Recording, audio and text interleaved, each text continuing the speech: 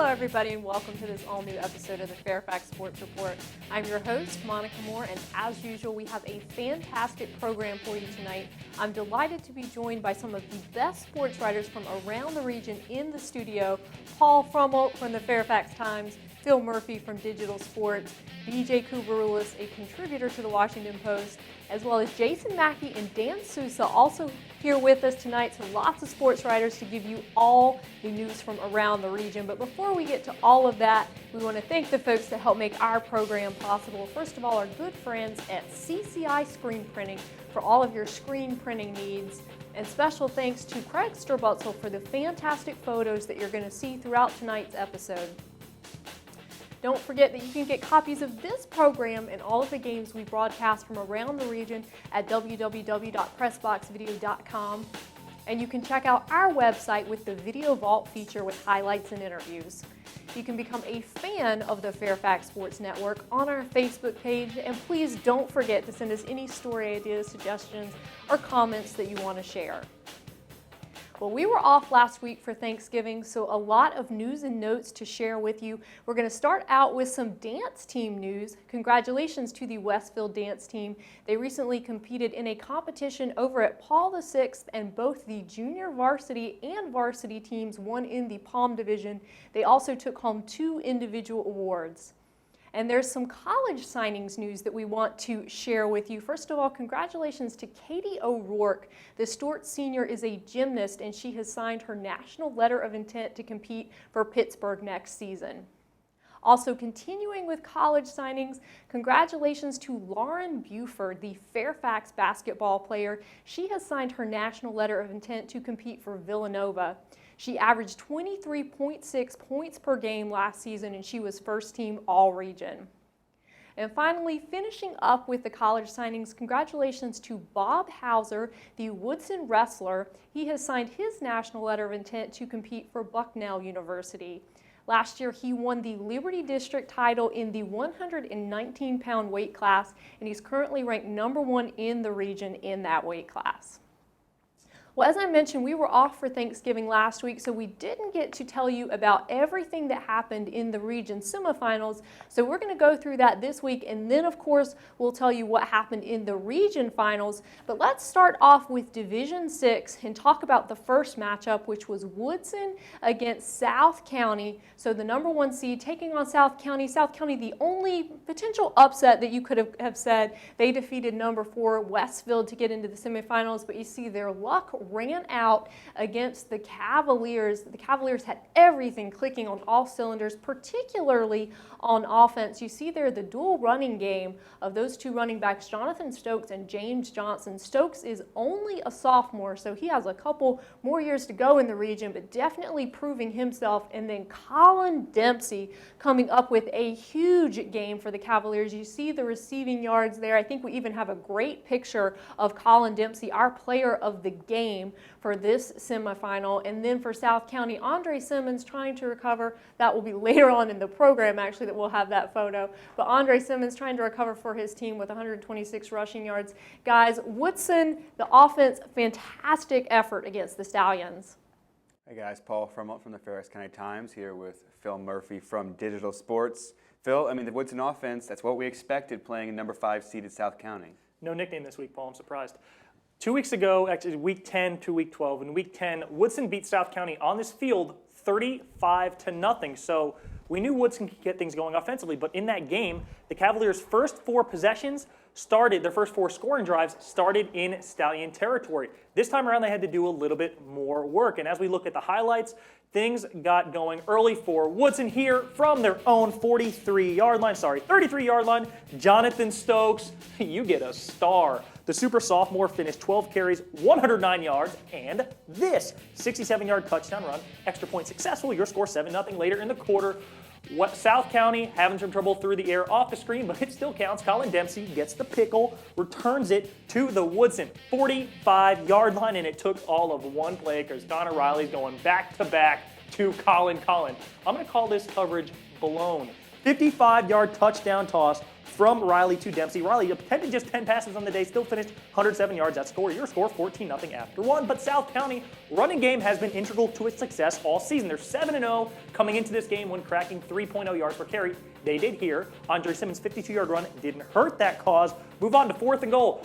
Field goal team came out. Coach Bendorf called the timeout, gave the ball to David Jordan. Good call. Extra point, though, no good. 14-6. Jordan, 17 carries, 23 yards. That touchdown. Later in the quarter, Dempsey had a long run to set up this 3-yard touchdown plunge with 31 ticks left in the half. The score at the break, 21-6 in favor of old Wilbur Tucker Woodson. Fast forward to the 4th. Your score, 21-9 at the moment.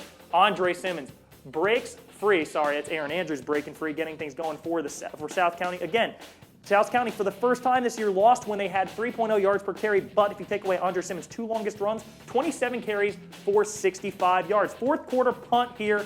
Andre Simmons tries to field it, but muffs it, and Josh Hogan dives on the ball, giving Woodson a short field finally, and they will cash in.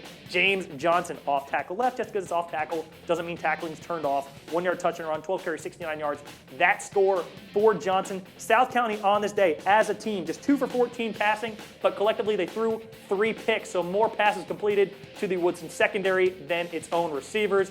Alex Bosch seals the deal with an interception. The flag you see on the screen is for offensive interference. Woodson takes it 28-9.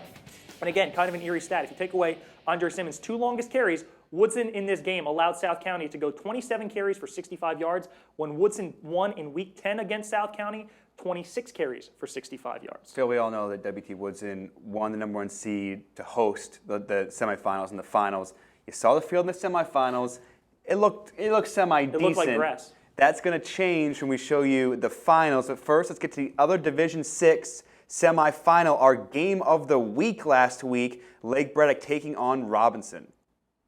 That's right. So 2 weeks ago, the Verizon Fios game of the week was this semifinal. Now, Lake Braddock had not defeated Robinson in 10 years. That includes 11 attempts. And during the regular season, of course, as you know, they squared off, and Robinson got the better of the Bruins. And the Bruins, after that game, felt like it was a lot of their mistakes that contributed to the loss. They outrushed Robinson. They had more first downs. They also had a lot more penalties.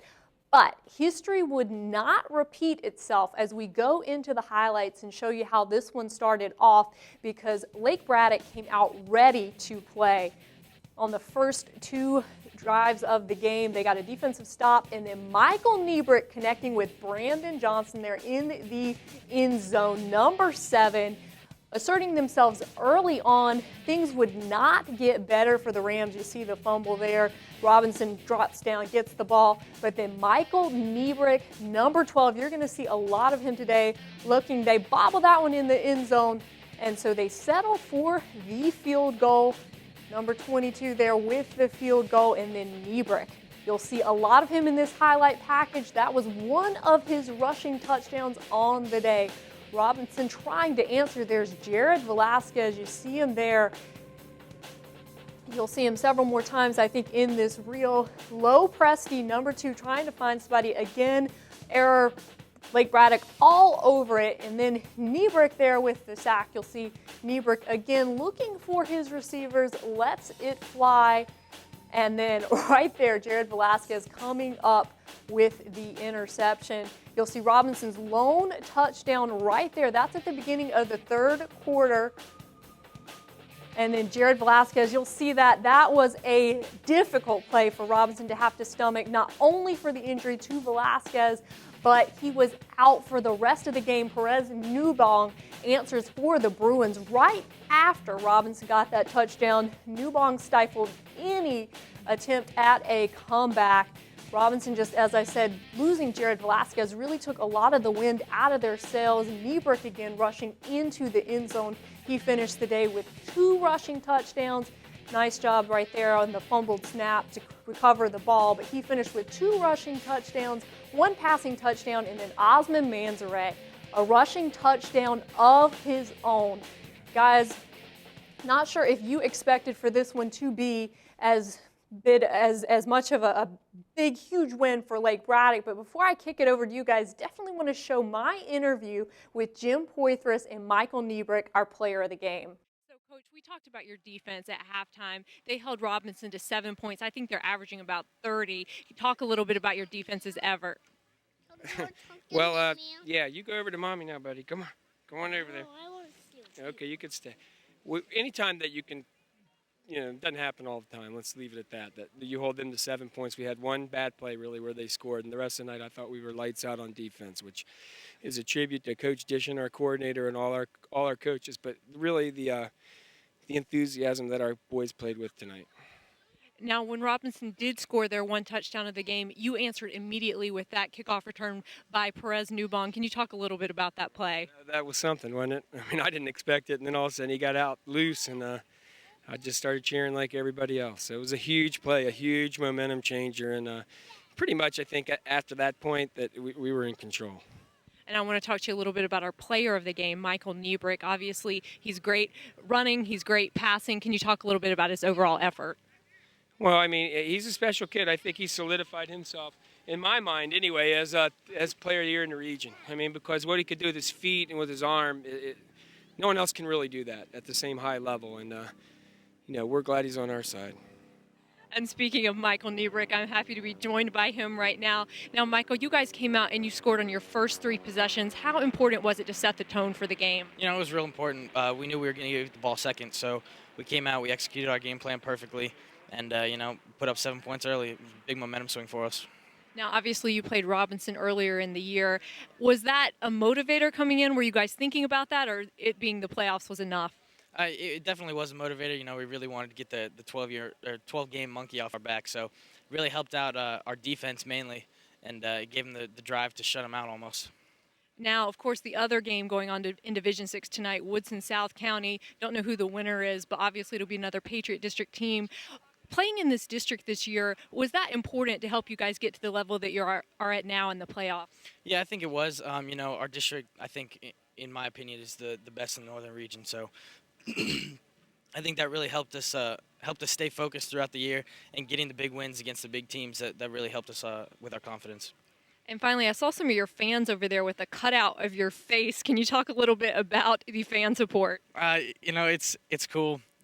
Friends came up to me during school and asked if they could have a picture, so I gave it to them. And, it's fun. It helps the atmosphere a lot. Well, Michael, Coach, congratulations. So Michael Newbrick, our player of the game, certainly a well-earned honor, guys, and their offense and defense looked great against the Rams.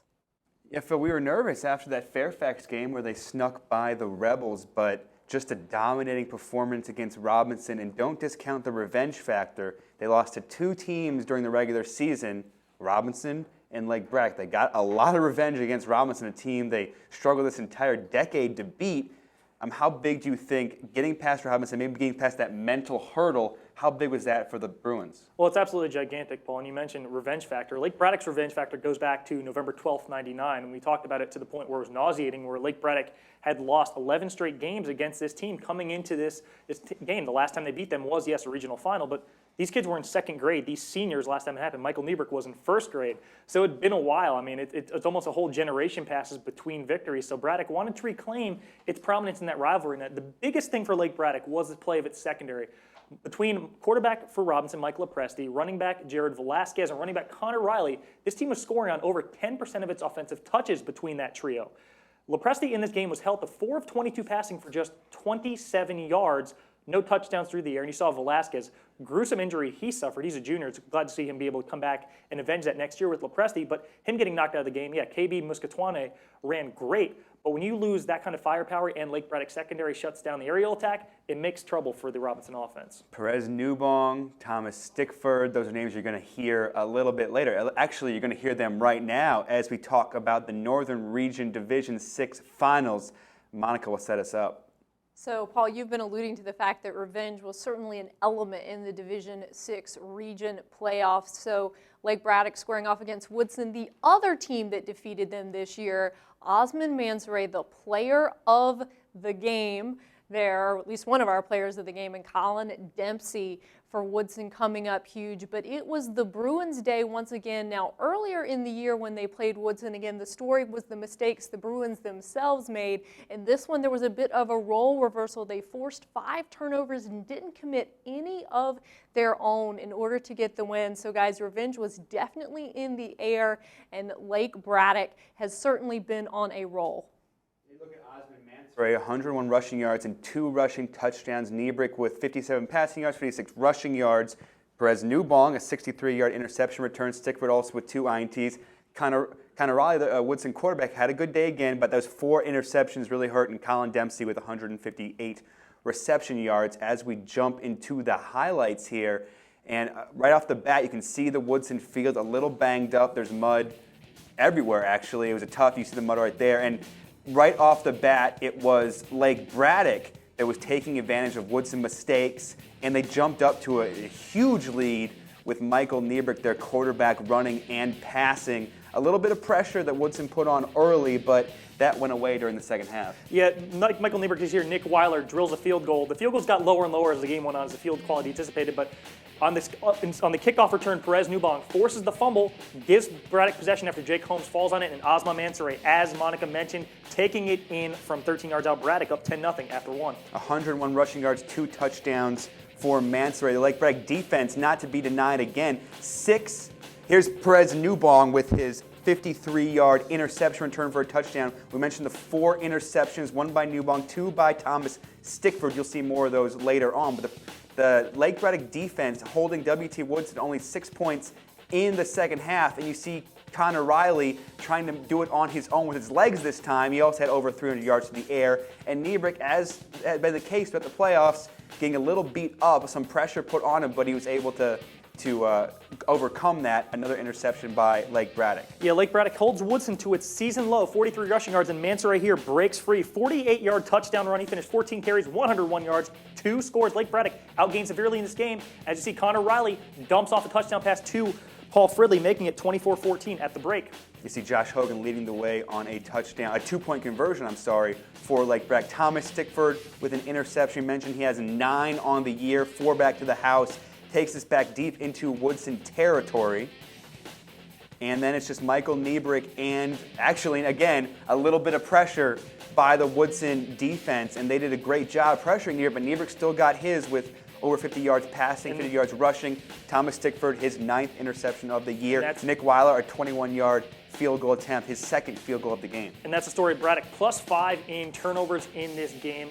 And forcing a fumble. Even the balls that they couldn't recover, they were able to slow down Woodson's offense. Riley, 304 yards through the air, but it doesn't really matter when you get picks. But here, Paul Fridley kick a hole in the speaker, pull the plug, and then Jet 42-yard touchdown. Extra point, though, blocked, made it 27-20. And then 4th down for Woodson, getting sacked in their own territory. Sorry, it was 3rd down. Here's 4th down.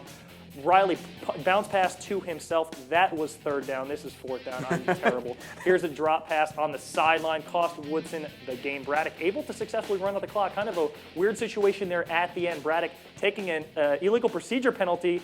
Resets the play clock, but not the game clock. So even though there's 38 seconds left, you only get 30 seconds per play. Braddock able to run out the clock on 4th and goal to secure the win. Monica mentioned the players of the game. We had a hard time choosing. We actually went with Perez Newbong and Michael Stickford with those, Thomas Stickford, with those 4 interceptions between them in the defensive secondary. And Mansory, again, had a great game with over 100 yards and 2 touchdowns. But let's roll the highlight of our interview with head coach Jim Poythress and our players of the game. Head coach Jim Poythress of the Lake Braddock Bruins, Thomas Stickford, Perez Newbong. Coach, Northern Region champions, how does that feel? Didn't you ask me that a minute ago? Yeah. No, it's a nice feeling. We're very pleased to be in this situation, and we're obviously elated to have won. And your DBs got the job done. Your whole defense did a fantastic job during this game, holding WT Woodson to 20 points. A lot of that is a tribute to the front, though. We've been able to hold people down in the run game all year, try to make them one-dimensional. And when we do, these guys are pretty athletic, and they're well coached up, and they have an opportunity to make plays. I mean, yes, they hit some passes today, but at the same time, we had whatever it was, 3 or 4 picks, and that proved to be the difference. Yeah, one of the things that I see out of you guys, and I haven't played against you, is you guys are very students of the game. You may catch you once or twice. Thomas, speak a little bit to how you guys react to what goes on in the game and seem to be in the right spot and make a big play when you need to. We don't play as athletes. We play as like students of the game, like you said, and we're just trying to. They get a play on us, a slant. They hit a slant and cover 2 or cover 4 read. So I was outside of him. The next play, I hopped inside and picked it off. And it comes down to just being smarter than the quarterback or the receiver. Perez, talk about your touchdown.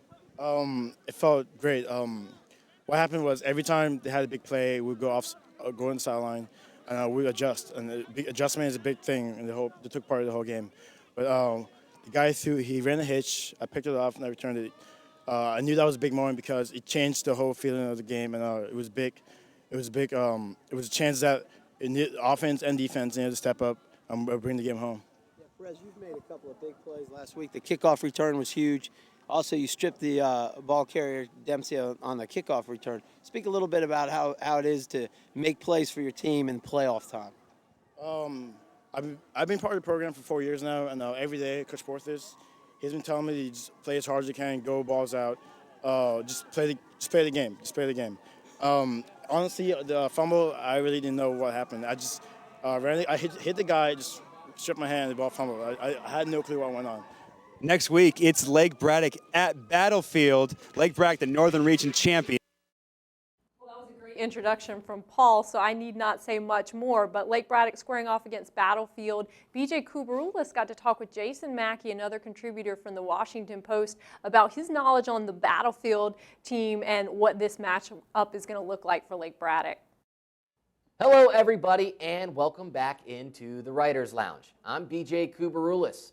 Joining me in studio here today in the Writers Lounge, well, is of course a writer. That would make sense. Jason Mackey, a contributor at the Washington Post, a fellow contributor there, does a lot of great work in the Prince William area as well as all of our schools here in terms of football. Jason, the man about Prince William County, is here to talk to us about Bo Revel and the Battlefield Bobcats. They're taking on Lake Braddock in this Saturday's state tournament. A big game. A lot of people in this immediate area who watch this show. We need you as the scouting report, Jason. So let's talk a little bit about what the Bruins are going to face. Bo Revel is really the go-to guy for an undefeated, third-ranked Battlefield Bobcats squad. Let's make the distinction. He's the quarterback. Right.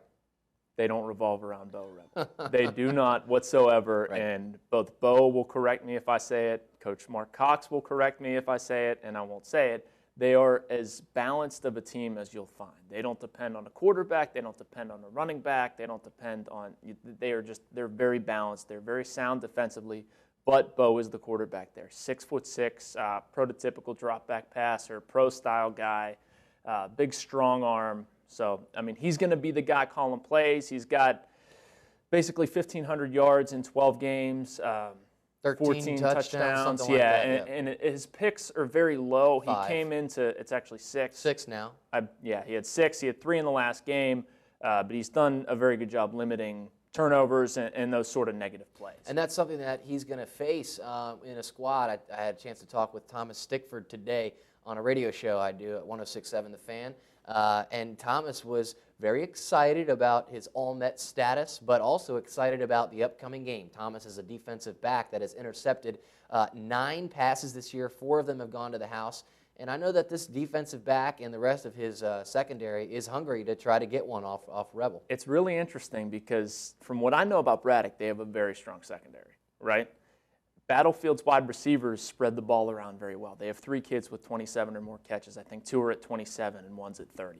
But there's nobody that they target all the time. So who to key on, it presents an interesting challenge. Nobody has more than 5 catches in one game this year, and they spread it around a lot. So it's going to be interesting to see what happens with Stickford and the DBs. The theme out in Haymarket near the Front Royal area, Jason's coverage area for the Battlefield Bobcats at 12-0. Braddock is 11-2, but it seems like what you're saying is Battlefield is very balanced. Yeah. Moving forward, the defensive side. Braddock is a team that's averaging about 35 points a game, number 1 in the Northern Region. and they have a good defense to go with that. Offensively, behind Michael Newbrick, nearly 4,000 yards and 39 touchdowns. Does Battlefield have the kind of defense that can stop Lake Braddock? They do. The two best defenses in Prince William actually met in the Northwest Region Final with OP and Battlefield. And it's really a push to say who's the better defense. But, I mean, Battlefield won the game, so you got to take Battlefield. Battlefield, very, very, very strong defensively. The Christian Delgado is probably going to be the player you key on, linebacker there. Blaine Mason, one of their wide receivers, also a very strong safety, all-district there. But the guy up front, a guy named by Xavier Stringfellow, number 53, watch him. He's going to be on a lot of tackles, just a very dominant player up front. Their defensive line's very good, but Stringfellow is a big reason why. You mentioned the OP game. Braddock is a team that's just learning how to win in the playoffs. It's been a while for them being in the playoffs, or at least having some success late in the playoffs. Battlefield is a new school, haven't been around very, very long, but they're learning how to win. That OP game certainly was fun down the stretch. It was, and you mentioned learning how to win too. I looked this up just out of curiosity. New school, they started in 2005, 37-17 in that time, but 31-3 over the past 3 years. So they kind of learned how to win. Problem, though, has been winning in the playoffs. Right. And then against OP, here we are, 7 minutes, 31 seconds left. Dominique Terrell takes off on a long run, and Battlefield goes down. I think they were down 21-13 at that point. What do? They go back to pretty much the most balanced, sound drive that they had all game. They went, I think, 76 yards, came back, scored. They missed the two-point conversion, though. So what they had to do, they had to get the onside kick, ended up getting it, went 27 yards, scored again to go ahead and take the lead. But all told, last minute 56, they scored 19 points to pull out a 32-27 win. I'm here in the Writers' Lounge with Jason Mackey, a fellow contributor to the Washington Post. Jason has the luxury of having covered sports in this area for quite some time and in a lot of different coverage areas. So he's also seen Lake Braddock. He has seen Battlefield. He's been around to quite a different bunch of places in terms of coverage. So you do have a big grasp on the area. So I do feel like I can ask you this question, and you can answer it truthfully and honestly. Battlefield is 12-0 and undefeated coming out of the Northwest region, but also playing in the Cedar Run district. Right. Braddock is 11-2 coming out of the Northern region, playing in the Patriot district, which was one of the top districts within the Division VI football landscape this year in the state. 12-0 versus 11-2. Who's got the stronger credentials coming into this game? I think Braddock does. I'm not saying stronger team. Did I totally bait you into that, or what? No, you didn't. All right. You didn't. I mean, that's the honest answer. Okay. I think the Patriots are very, very strong, especially with Woodson moving in this year and with Lee, the resurgence they had. TC almost made the play. It's a very good district.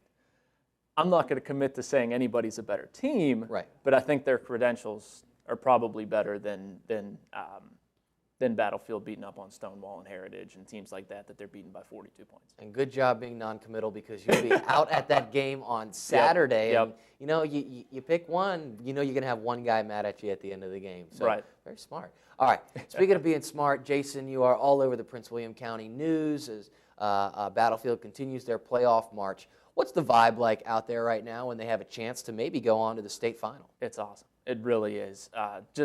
And especially after the OP game, I've been out to Battlefield a couple times now this season, but I've never seen anything like the atmosphere after this game. I mean, just people yelling and screaming. I mean, that happens, obviously, when you come back from 2 touchdowns in the final few minutes. But people really think it can happen out there, and I happen to be one of them. There's a very good team on the sideline. There's a very good reason for optimism. And, I mean, the balance is one of those reasons, I feel, that you can't key on one player. Some teams you can maybe take the quarterback out of the equation and then they're pretty much shot. But Battlefield, you take the quarterback out, they have 2 good running backs. You take the running backs out, they have a quarterback and 3 good receivers. Right. They have a sound defense. They play smart. And so do the Bruins of Lake Braddock. Great offensive line, defensive line, special teams, secondary, and not to mention a quarterback. Just about 4,000 total yards and almost 40 touchdowns. So what does that mean?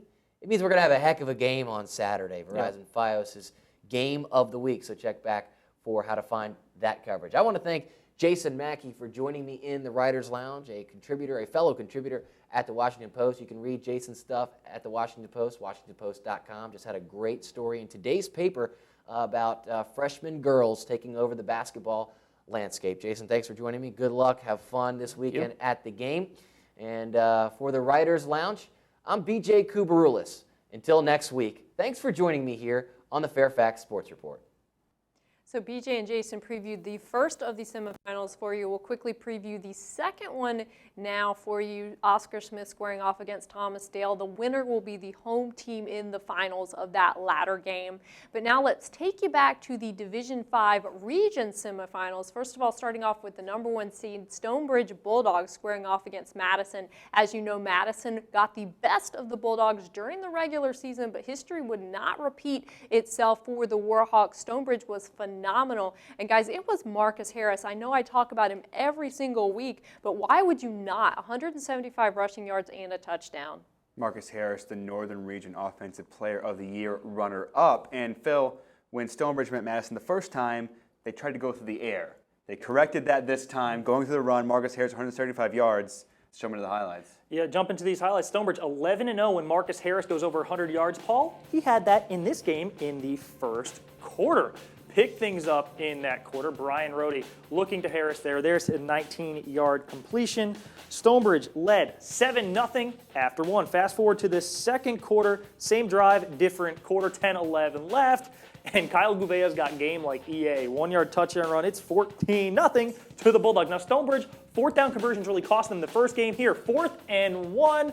And Charlie Webb, Madison linebacker, is fueling the flames of hatred. Stops Gouvea short of the marker.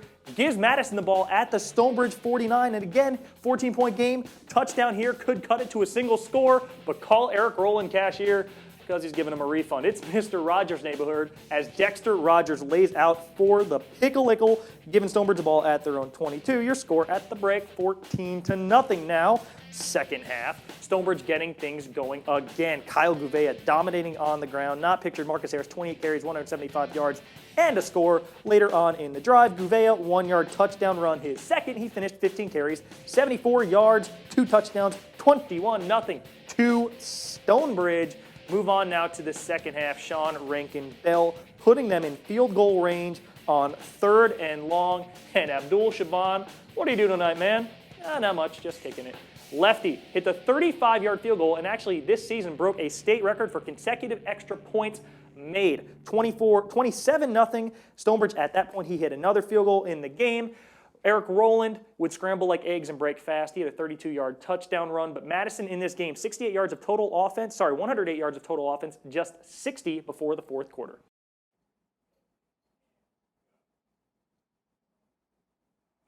The Bulldogs would play the winner of Hayfield and Robert E. Lee. Monica Moore has all the stats for their game. Well, this one certainly had a flair for the dramatic, with Idris Augustus scoring the game-winning touchdown with only 1 minute and 8 seconds remaining. It was his 3rd touchdown of the night, but we cannot neglect to mention Rayshawn Riggins for Hayfield. You see his statistics there: 155 rushing yards, 99 receiving yards, 3 touchdowns. A huge day for Riggins. His season on the football field sadly over, but as you all know, he's a great basketball player, so we'll be seeing tons of him this winter playing basketball for Hayfield. But guys, a great win for Lee. Idris Augustus showing no signs of that injury from earlier this season. Yeah, Drizzy runs wild. Mr. Murphy, do your thing.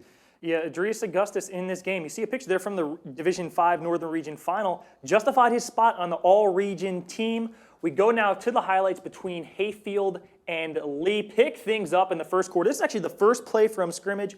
Coach Hill, obviously a design play here, and I'm going to go ahead and say a really good call. Going on the reverse against the flow play, Rayshawn Riggins goes one-on-one with the defensive end, and that's trouble. He's taking it 61 yards down to the 12-yard line before he steps out of bounds. I double-checked this footage because you know I like to pick on officials. This guy got it right. That would lead to a 13-yard or 27-yard field goal by Tony Sapita, 3-0 after one. Second quarter, Rayshawn Riggins from Anton McCollum over the middle. Get used to seeing this.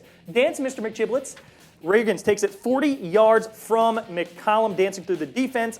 10-0 to Hayfield, but Lee coming back as Greg Lopez is going up top to Jameel Pitt. Lopez on the day, 4 of 9 passing, 104 yards. Drive capped by Jasmine Williams, 1-yard touchdown plunge. It's 10-7, still in favor of the Hawks, but that lead, it's gone. here on the triple option. Idrius Augustus quieting the Jones zone, 29-yard touchdown run. Lee back up with 2:07 left in the quarter, 14-10. But just like last week, the opposing team against the Lancers getting a touchdown right before the half. Here going over the middle, Anton McCollum. Ball's tipped with one hand by Eric Wright. Rayshad Riggins gets two. That's worth more. Your score at the break, 17-14. Second half, though, punting problems for Hayfield. Michael Ekameze gets pressure off the bad snap. Instead of taking the safety, punter punts it out of bounds at the 8, giving them some money. Field position, and Paul, there's always money in the banana stand. Ball goes to Idrius Augustus, 8 yards, bounces off tackle for the score, his second. Lead back in front, 21-17. Move forward now to the fourth quarter. Hayfield now going right to left on your video screen. Ball goes up the middle to Riggins again. This time he's taking it 46 yards on 1st and 10. He finished 22 carries, 155 yards. But he really did damage through the air. 4 receptions for Riggins, 99 yards, 3 scores, including this one, 2:41 left. Go up and get it, number 8. Pulls it down, 26-yard touchdown reception from McCollum.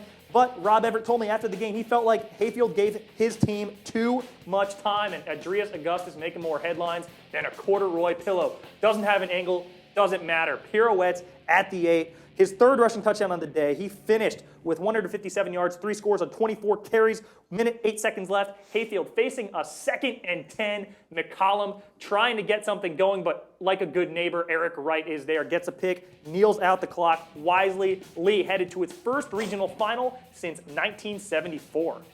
So Lee and Stonebridge meet in the region final. Monica Moore has your result.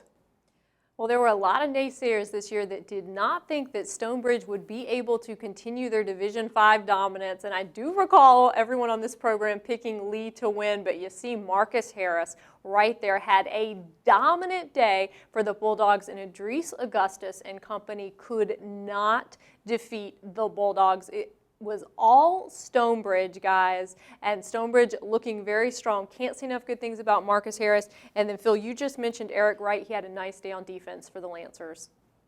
Definitely did, and let's jump right into the highlights to take a look at how this all went down. But as we see, Stonebridge had nice control with Marcus Harris, and they pretty much dominated this game. Marcus Harris, a nice touchdown run there. He had 2 rushing touchdowns on the day. Using that single wing, here's some more Marcus Harris. A nice run by Harris. Stonebridge in this game, 7 of 9 on 4th downs. The touchdown you just saw came on 4th and inches. And this, 4th and 11, Brian Rohde dialing up IDK, his BFF Marcus Harris. 4th and 11, Harris counts for those first 2 touchdowns. Stonebridge at this point leads 14-3. And Lee tries to come back here with Augustus, doing what he does. A nice run down the right sideline. Nice switch off. Augustus rushing in for the score there. 26-yard touchdown for Drizzy on this drive. He had 61 rushing yards. He finished 17 carries, 88 yards. That score, your score at that point, 14-10. But snap problems and fumbles doom the Lancers. Stonebridge so responsible with the football. This is their 8th straight regional final. They really showed that experience in this game.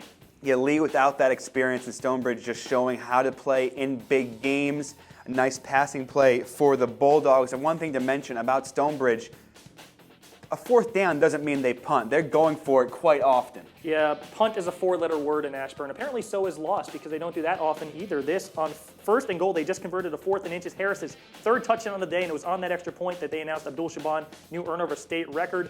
Stonebridge up 21-10. Lee, though, trying to get a comeback going in the 4th. Greg Lopez on 4th down, though, picked off by Connor Calderwood. Yeah, Stonebridge Bulldogs only losing 1 game this year. You see why. A bit of a fumbled snap when they brought in the second teamers. Towards the end, Lee recovers, but again, Stonebridge with that 11-point lead doesn't do much. You see here Greg Lopez throwing it in for actually that was not a score, down at the 1-yard line. Peter Buchanan right on the spot. I started him in my officials fantasy league, and I'm happy I did. Nailed the call. I was right there at the 1-yard line. Great call by him. Stonebridge in the last 7 seasons is 85-8. Monica Moore telling us about what's going to happen in the state semifinals. All right, so BJ Kubarula is also able to catch up with Dan Souza to tell you a little bit of a preview of Stonebridge and what they have coming up for them in the state semifinals. Hello, everybody, and welcome into the Writers Lounge. I'm BJ Kubarulis, and lucky to be in the presence of Mr. Dan Sousa joining me in studio here today. As many of you know, Dan is the man about Loudon. For anything Loudon, we go to our go-to guy from Ashburn and everywhere thereabouts, Dan Sousa of VivaLoudon.com. You should check out Dan's writing at VivaLoudon.com, longtime sports writer from the area. So, Dan, we got you on today because the Stonebridge Bulldogs are headed into the next round of the state playoffs, and this is somewhere that they have been before, but we were talking before the show, they weren't supposed to be there this year. No, this was the year that everybody talked about. I mean, they've had an incredible run. It's December, and they're always playing football. Over the last 3 years, they're 11-1 in the playoffs, which is just a mind-boggling stat. But this year, they'd lost 20 of 22 starters, and there's a senior class, that starting their freshman year, Stonebridge had never lost a freshman game. They come in, they lose 3 of the first 4, they go 4-6, and from then the sort of drumbeat was, well, when Stonebridge gets to the senior class this year, they were going to have trouble. And of course, last year's players led by Brian Slay and the Thompson brothers, Daniel Allen, incredible team. Everyone thought, well, this was going to be the year they were going to have trouble. And honestly, a lot of people in Loudon were waiting for it to happen because, Stonebridge is kind of our Dillon Panthers. Right. I mean, yeah, they go out there and they win games. And I went to. And they don't just win games. They won big the last 2 years. Well, games, that's something that changed this year. Right. You're right. The last 2 years was a lot of flash, a lot of crazy scoring. I mean, to me, covering Stonebridge the last 2 years was like covering an Arena League football team because of the scoring. They're a lot of fun to watch. They're a team that runs a different kind of offense. Now we know it as the Wildcat in the NFL. Mickey Thompson, though, really resurrected that offense. It was a late 50s kind of offense. No one had really run it since then.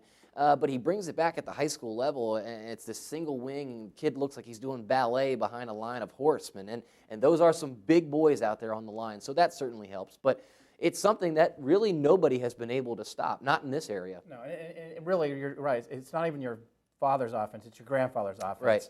But it's not run very often in high school. I think that's been a big key to success because when teams face them, they're not used to facing it. So they have a week to prepare, and it's kind of tough. And you're right, there's a lot of stuff going on. And this year, with this group, they weren't able to run all the single wing plays that they've had. But as the season's gone along, they've started to mature, and they started adding plays. Just when the playoffs started, they started running something called the spin series, where they do a lot of that spinning. And I was looking over at a longtime Stonebridge fan, and I said, how come I haven't been seeing that in recent weeks? And he said, they just installed it. Right. Because it took that long for the line and for the backs to sort of get on the same page. But they have Marcus Harris running that.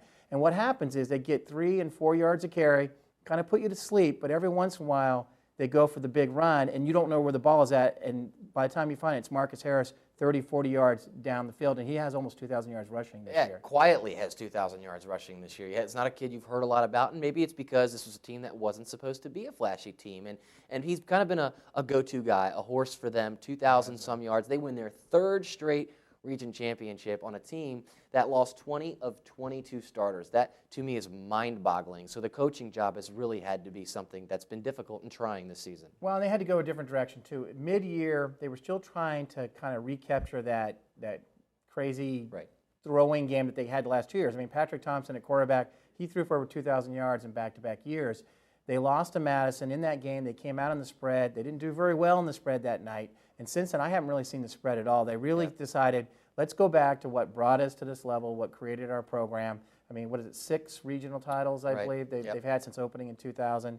One of the best, or the best public high school record in the area. So, it's been just really 3 yards of carry. I mean, against Lee, they had to go for it so many times in 4th down, 4th and 1, 4th and 2, and they're going to need to do that again this Saturday against Massaponax. We're going to have to get that 3 and 4 yards of carry and keep control of the clock. Mickey has never been scared to gamble. He would do that sort of poach kick and last-second punt and the sort of thing, but always not afraid to go for it on 4th down, and it really gave the kids a lot to be fired up about. Their coach believes in them, believes in his system.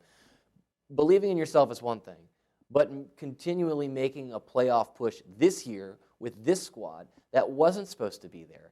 Now, they beat Lee with these big-time players, recruits, Dreas Augustus, huge player in the area, great back. Now they go up against Massaponax. What are they going to have to do to win this game? Well, they're going to have to do what they've done in the first 3 games in the playoffs, and that's play keep away. They have a phenomenal time of possession advantage.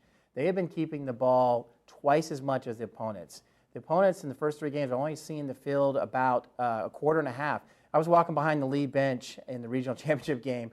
True story, there was a player almost in tears on the bench in the second half, and he said, "We can't get the ball. How can we score if we can't get the ball?" It's frustrating. And it is very frustrating. They're going to have to do this in Massaponax. Massaponax is going to throw a triple auction attack on them that has over 3,200 yards rushing, and they are very fast. I asked Mickey Thompson today, I said, how do they compare to Lee? He said, they're a lot faster than Lee. And that's scary because Adrius Augustus at Lee at Paul VI transfer is one of the fastest players in this region. I'm in the Writers Lounge now, being joined by Dan Sousa of VivaLoudon.com, talking Division V state tournament stuff. Massaponax against Stonebridge. Stonebridge, the traditional power.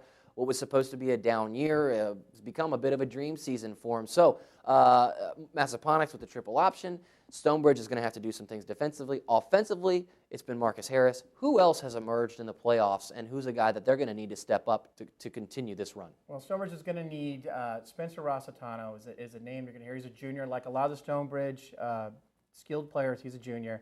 He plays on defense. He plays on offense. He's going to be a receiver that can get open for a big catch. On defense, he's a leading tackler by over 20 tackles. Twice this year on special teams, he has blocked game-tying field goals in the last seconds. Wow. He's going to have to come up and make the big plays in this game if they want to advance.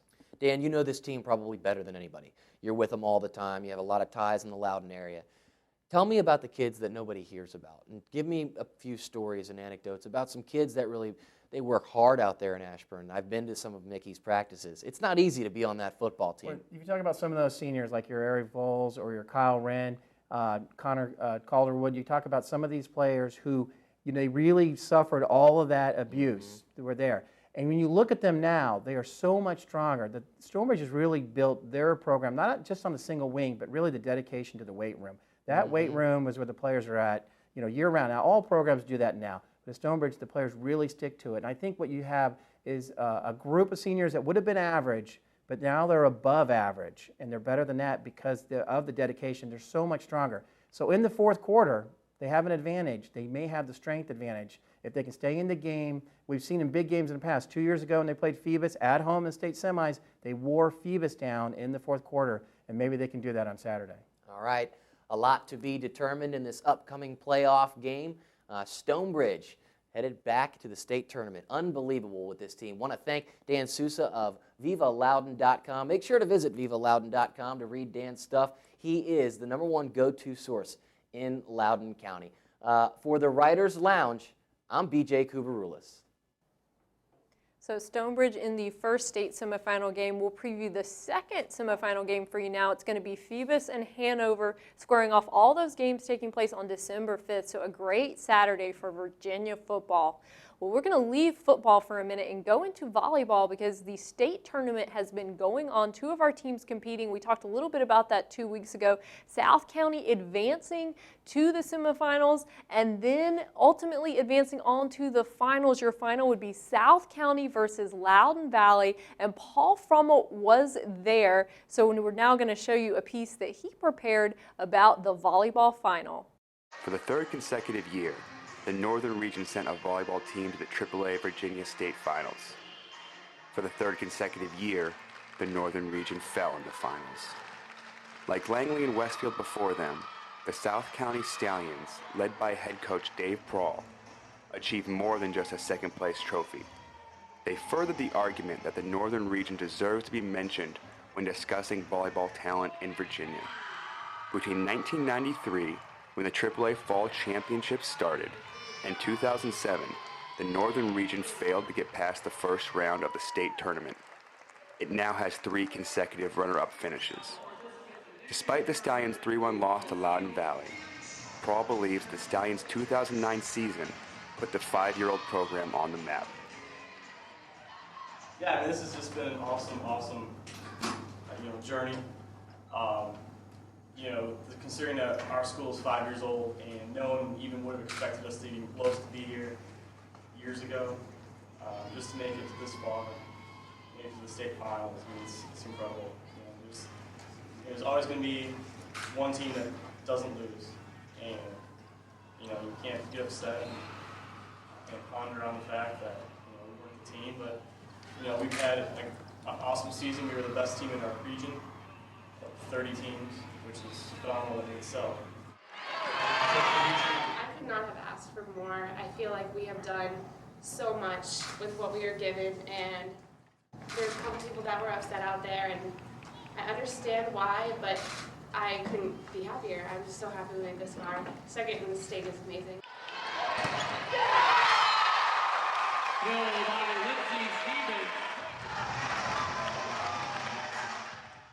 I mean, looking at the program that they sold, you got every single team in there like 12 times, 6 times, 7 times, South County 1 time. To get to the finals the very first time. I mean, that's impressive in itself. We were not even on the map years ago. Who the heck is South County? There's just that pushover school of these people who don't really play very well. But we got this far, and we got some great hitters and some great girls. So we're not going to be done next year. I mean, it's going to be the Simone show next year. So it's going to be scary. I want to come back here. I want to win it next time. So. From what I've seen, I've only lived here about 7-8 years in Virginia, but I guess our teams always get to the first round and get knocked out, typically, by the bigger teams, by the beach and down here in Richmond. And just to now get past that first round the last couple of years to get to the finals, and eventually we're going to get it.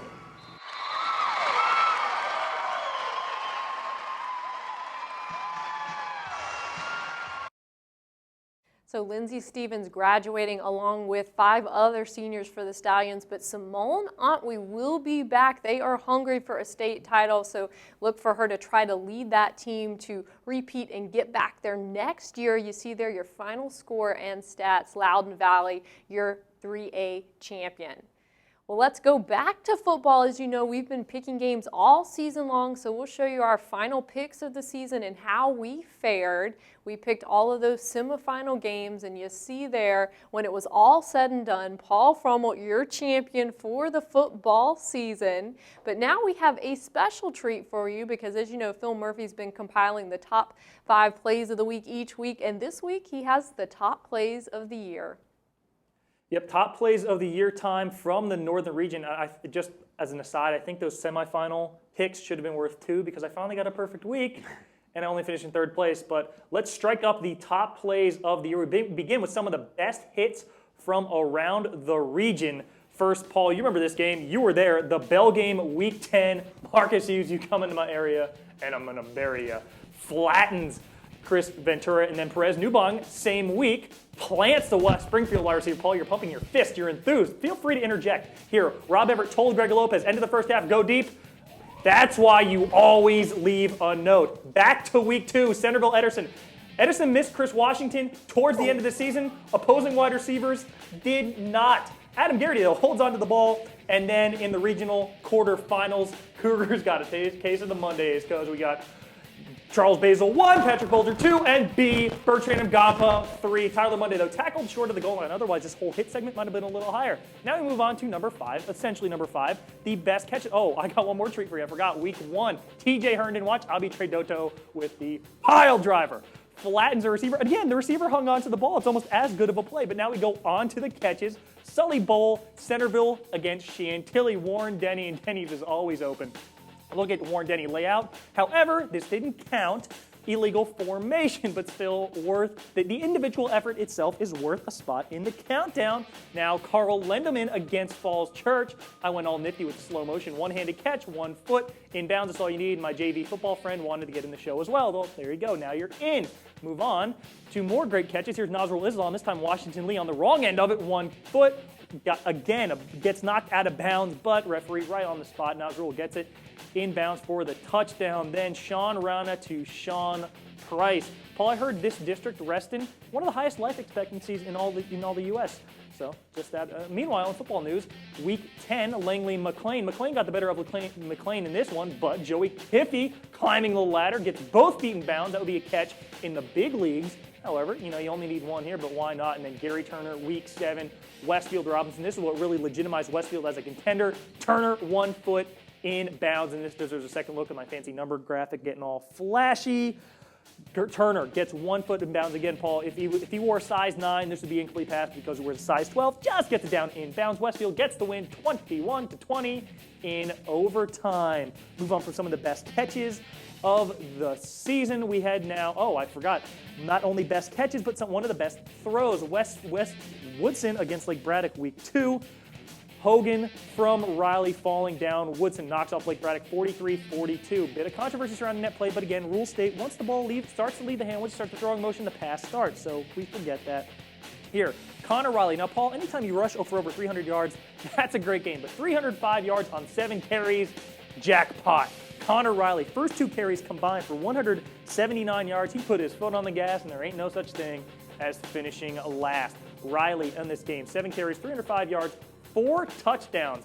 He, in this game, accounted for a quarter of his rushing yards for the season, basically locking up Concord District Offensive Player of the Year. Incredible individual effort. These 2 carries alone raised his yards per carry total from 5.97 yards to 7.05. Now, number 3, watch Andre Simmons go in motion. This is 3rd down and long for South County against Chantilly.